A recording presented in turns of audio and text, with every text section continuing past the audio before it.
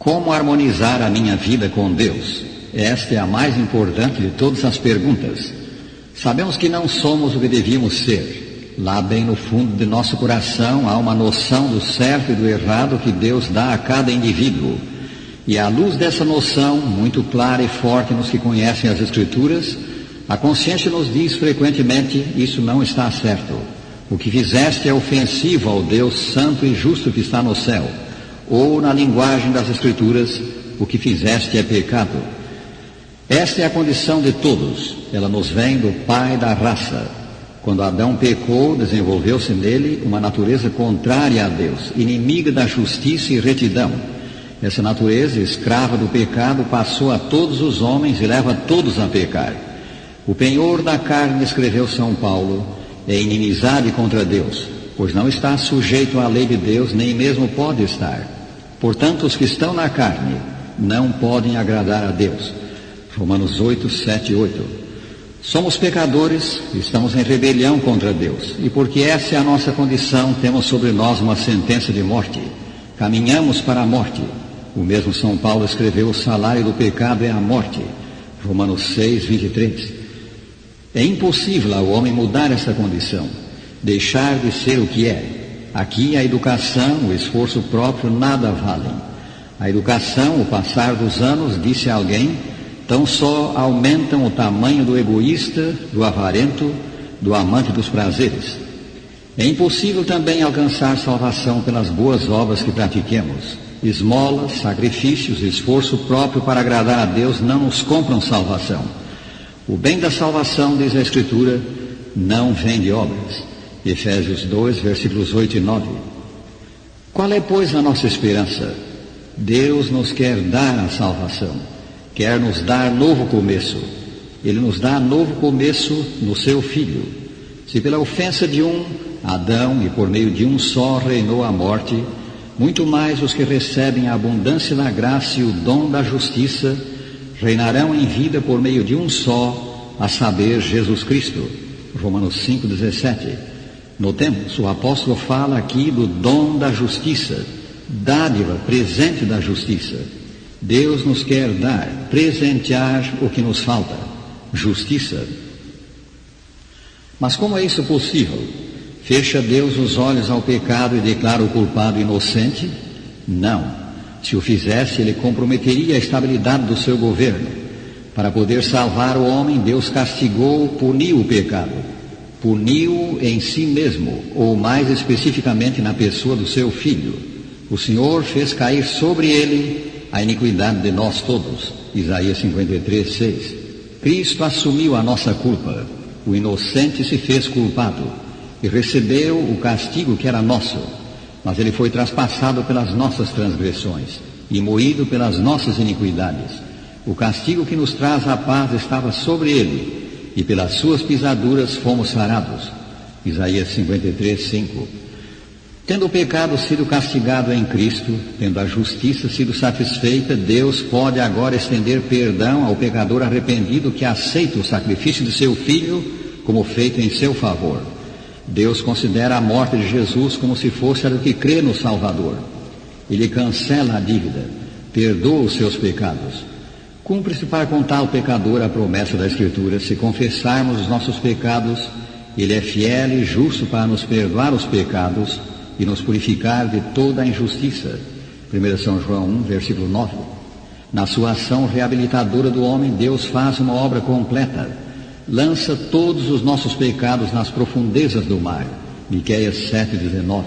Afasta de nós as nossas transgressões, quanto dista o Oriente do Ocidente. Salmo 103, 12. Apaga as nossas transgressões e dos nossos pecados não mais se lembra. Isaías 43, 25. Deus não só apaga os pecados que cometemos, Ele põe a nosso crédito a perfeição de seu Filho, a justiça de Cristo, e aparecemos diante dele como se nunca houvéssemos pecado. A condenação desaparece. Agora, pois, escreveu São Paulo, já nenhuma condenação há para os que estão em Cristo Jesus. Romanos 8, versículo 1. Ainda mais, Deus vai um passo além. Ele cria no homem uma nova mente, dá-lhe novo propósito, novo rumo, novo viver. E assim diz a Escritura: se alguém está em Cristo, é nova criatura. As coisas antigas passaram, eis que se fizeram novas. 2 Coríntios 5:17. Mediante o Espírito Santo, Cristo vem viver no coração, e a vida do crente torna-se mais e mais qual a vida do seu Salvador. Estou crucificado com Cristo, escreveu São Paulo, aludindo a essa experiência. Logo já não sou eu quem vive, mas Cristo vive em mim. Gálatas 2:19 e 20. Maravilhoso! A velha vida de pecado cessa. Já não sou eu, pecador, quem vive.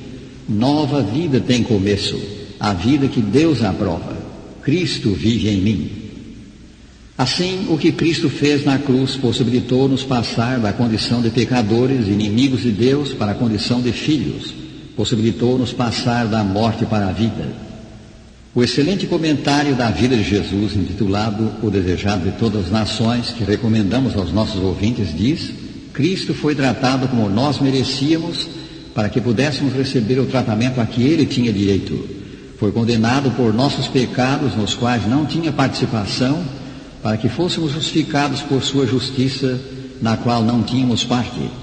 Sofreu a morte que nos cabia, para que recebêssemos a vida que a ele pertencia. Pelas suas pisaduras fomos sarados. Que requer Deus da nossa parte para nos dar o inapreciável bem da salvação? Ele requer fé no Senhor Jesus Cristo como divino humano Salvador do homem. Fé em que o Imaculado Filho de Deus assumiu os nossos pecados e expiou a nossa culpa, dando a sua vida no lugar da nossa. Esta é a segurança que nos dão as Escrituras, porque Deus amou ao mundo de tal maneira que deu o seu Filho unigênito, para que todo o que nele crê não pereça, mas tenha a vida eterna. São João 3,16. Quão admirável, meus amigos, para nos dar o maior dos bens, perdão, salvação, vida eterna. Deus não exige pagamento, sacrifício, boas obras. Ele pede fé, pede o que todos podem dar. Não que a fé tenha em si mesmo virtude salvadora. Jesus Cristo é quem salva, mas a fé se apropria dos seus méritos. Nas Escrituras, a justiça de Cristo, ou o bem da salvação, de uma nova vida, é comparada a uma pérola de grande valor. Para possuí-la, devemos preferir Cristo a tudo mais, sobrepô-lo a tudo mais. São dele mesmo as palavras: o reino dos céus é também semelhante a um que negocia e procura boas pérolas. E tendo achado uma pérola de grande valor, vendeu tudo o que possuía e a comprou. São Mateus 13, 45 e 46. Embora a salvação não possa ser comprada, pois, como vimos, é dádiva de Deus alcançada pela fé, não obstante ela custa tudo o que o homem tem, tudo o que ele tem de mal. Para obtê-la, devemos abrir mão de tudo o que nos impede de receber Cristo. Como fez São Paulo, que disse: mas o que para mim era lucro, a sua privilegiada posição no judaísmo, isto considerei perda por causa de Cristo. Sim, deveras considero tudo como perda, por causa da sublimidade do conhecimento de Cristo Jesus, meu Senhor, por amor do qual perdi todas as coisas e as considero como refúgio, para ganhar a Cristo e ser achado nele, não tendo justiça própria que procede da lei, senão a que é mediante a fé em Cristo, a justiça que procede de Deus baseada na fé. Filipenses 3, 7 a 9. Amigo, quanto estás disposto a renunciar por Cristo? Renuncia tudo e terás os infinitos bens do céu. Terás perdão e justificação e vida eterna.